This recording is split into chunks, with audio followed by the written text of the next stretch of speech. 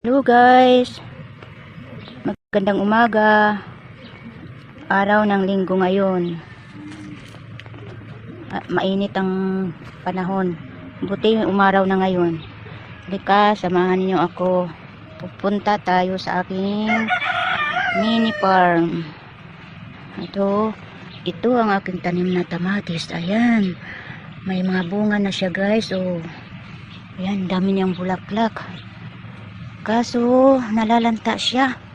Panay kasi ang ulan dito sa amin. Ayan, ayan, sayang. Nalalanta siya guys. Namumula. Ayan, papatay na siya. Ito naman ang aking sibuyas bombay. Sibuyas bombay kasi ang tawag dito sa amin ng sibuyas pula. Ayan. Ayun. Yan guys, nag-try akong magtanim kung pwede ba siya dito sa aming lugar. Ito naman ang aking bawang. Sayang guys, nalalanta siya. Yan panay kasi ang ulan dito sa amin. Ayaw pala niya ng panay ulan. Basang-basa yung lupa. Ayun. Dito na lang tayo sa aking luya. Ayan guys. Ayan, may tumubo na. Dito naman malago na siya. Ayan. Ayan.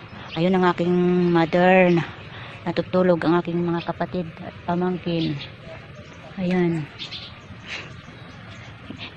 Nilalagyan ko pala siya ng ganito guys. Pinapagbakuran ko siya kasi kinakahig ng aming manok. Sayang na namamatay siya pag inaano ng manok. Ayan. Dito ako sa dito na lang tayo sa tabi dumaan. Ayan guys. Ayan, yan ang aming bahay. Sobrang init na kasi. Yan. Ito naman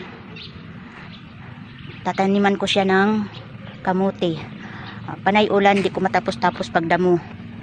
Naumpisahan ko na siya pero yan, hinihintuan ko lang siya kasi nang gawa ng panay ulan ang basang-basa ng lupa.